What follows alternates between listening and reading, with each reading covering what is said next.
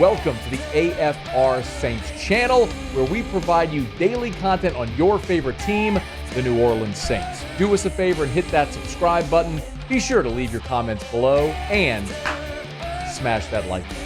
Who dat? Just when we think the New Orleans Saints are getting healthy, now everybody's got hamstring injuries. It's unbelievable. Work me through this, Mike. What's happened this week and what's significant? Well, Mark injured his hamstring in the game. It was an aggravation of the one from the week before, but it seems a little more significant this time because he hasn't practiced. Last time they said, we don't think that's going to be a big deal. He was back in practice the next time they were back.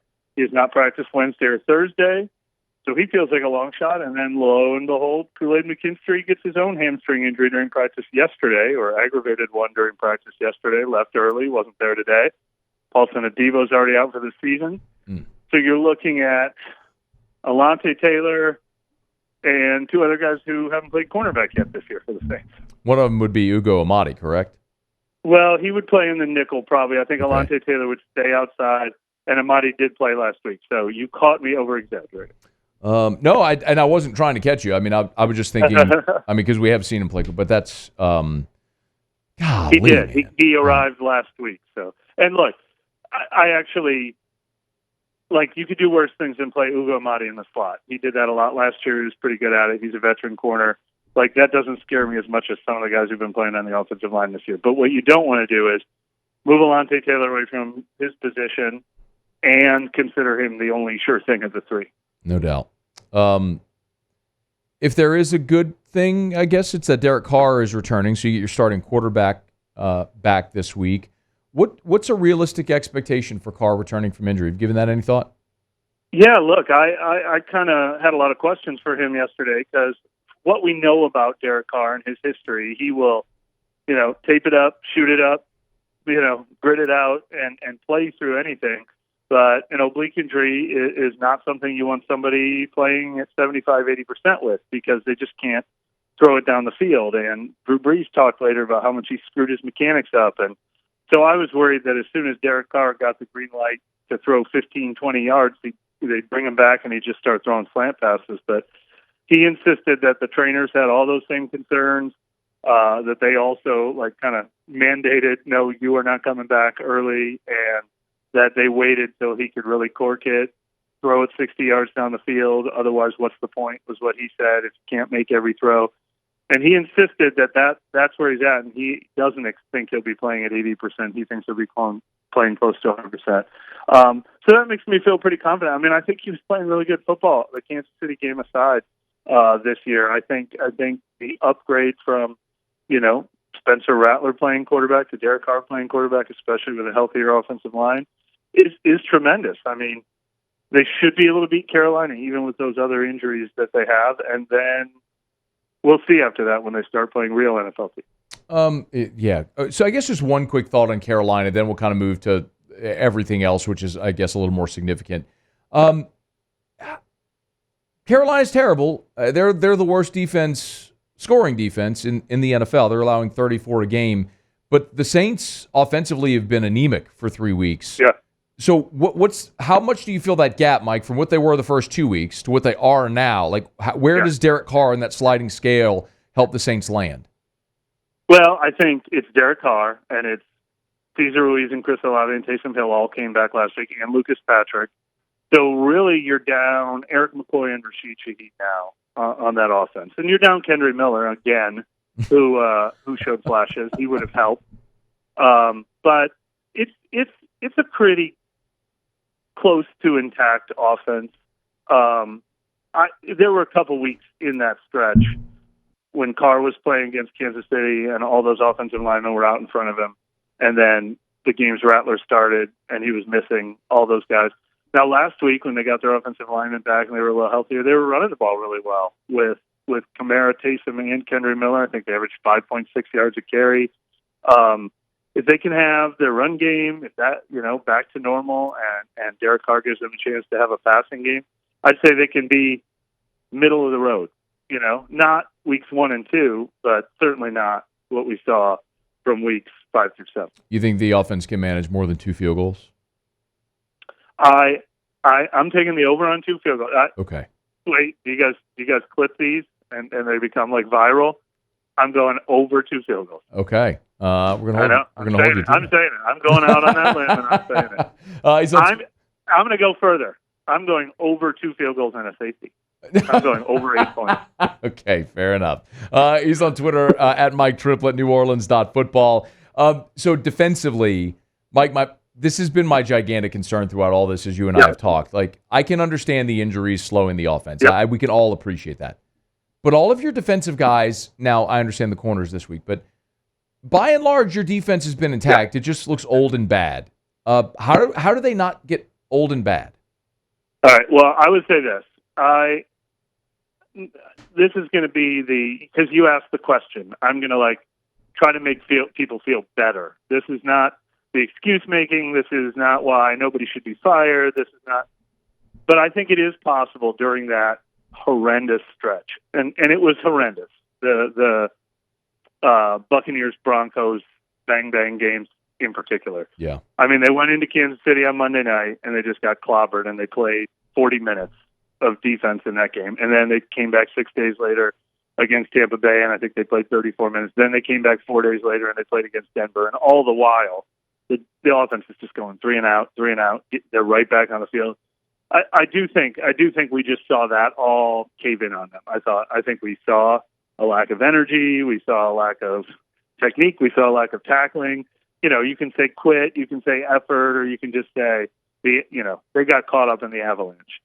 But they got called out for it. Very loudly by Richard Sherman, certainly by all of us, certainly by the fan base, and they watched the film too. And they had 10 days. They got the chance to rest up after that. They came back last week, and I thought the defense looked really good against the Chargers. I thought they came out with a ton of energy. They were tackling. They held them to 9 points in the first half. Eventually, they did give up those 2 deep passes again. They seem like they do that every week. But I think that was more of what they really are, which is maybe not a top 10 defense anymore, but certainly I don't think a bottom 10 defense either. So I think that the defense we saw at LA is pretty similar to what we can expect most weeks. Okay. So you said that you're not yelling about people being fired or changes or all that stuff. Yeah. I didn't say I'm not. I said I'm not. I don't want to take that as me saying no one should be fired because they have all these excuses. Got it. Okay. Because I know that the topic on this team is that's how most people feel. I'm well aware. Listen, I've stated my piece. I think everybody has at this point. Yeah. My question is, you're close to the organization, have covered it for a long time. They have not had an interim since 1996, right, with Rick Venturi when Jim Mora was fired. Unless if there's something I'm missing, but I don't think I am. They haven't had even Ditka finished his last season. Right, Haslett finishes last season. Yeah. Did Ditka finish his last season? That was a couple years before I got here, but I think he did. Yeah, Ditka finishes last season. So I guess my question is, is there even an appetite for that within this organization? We haven't reached that point yet because I'm not saying it's impossible. I mean, show me a loss to Carolina, the team we just mocked a few minutes ago. Show me a loss to Carolina with Derek Carr at quarterback. Show me how that looks. How bad does it look? And then show me coming home and playing Atlanta and Cleveland and looking like Tampa Bay and Denver again in those 2 games. And now the streak is 9 straight games, and you're going into a bye week. The conversation could absolutely be different. I'm not saying there is no way it would happen. A 9-game losing streak where they look just as bad with Derek Carr back and a few more players back, and Eric McCoy comes back during that stretch and still stink, and players are openly, revolting. There's a lot of season left. I'm not saying it's impossible, but there is just no way that they're going to go for a mid-season firing based solely on what we've seen so far.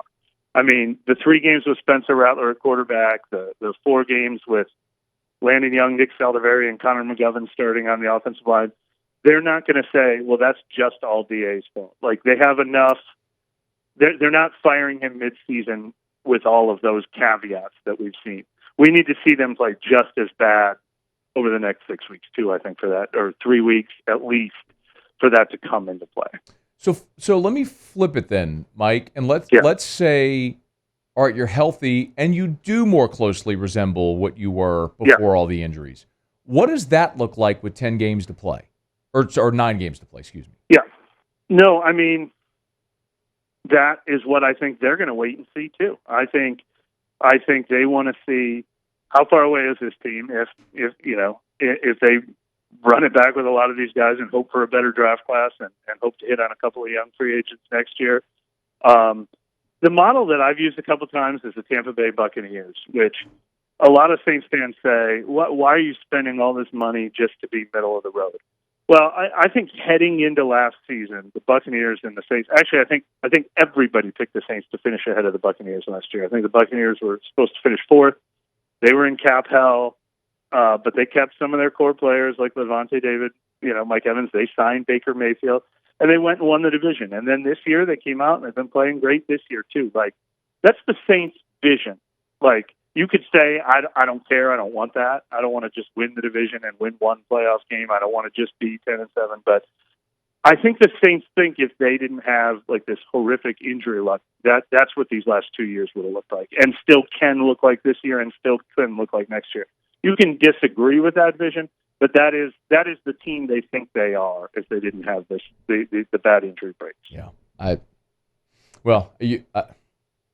that just spawns this whole other argument about if that's actually what they are and how large of a sample size do you need to see before you realize it's not what you are. But in any event, the next time you and I talk, Mike, a week from today, the trade deadline will have passed. Do you expect anything either way coming or going for the Saints? I mean, boy, up until recently, I think they were more in buy mode than sell mode. I do wonder about Marshawn Lattimore. I think he's his own conversation because they were so open to the idea of trading him before that I don't know if that's still in play. But like fire sale, like what Carolina has done the last couple of years, like, hey, if anybody's making over the minimum for us, they're yours for a 6th-round pick. I don't expect that from them. I wouldn't be shocked if they gave up a 6th-round pick for an offensive lineman. I think it would make a lot more sense if it was somebody that could be here beyond this year. I'd be pretty shocked if they invested anything real in just this year's team. That would be really, really foolish in my opinion. At Mike Triplett is where you can get him on Twitter, X, neworleans.football, neworleans.football. He's with us every single Thursday here, courtesy of Benny's Car Wash. Make sure you check out bennyscarwash.com. Go get your Benny's Car Wash membership. I'll tell you every week, it's like the best $16 a month I spend. You get unlimited car wash. There's other packages you can get too where you can get interior detailing and all that stuff, but it's so it's like, why wouldn't you do that? bennyscarwash.com. All right, Mike, we appreciate it, man. Have a great week. Thanks as always. Hey, thanks so much for watching. Please leave your comments. I love to interact, and be sure to hit the red subscribe button below.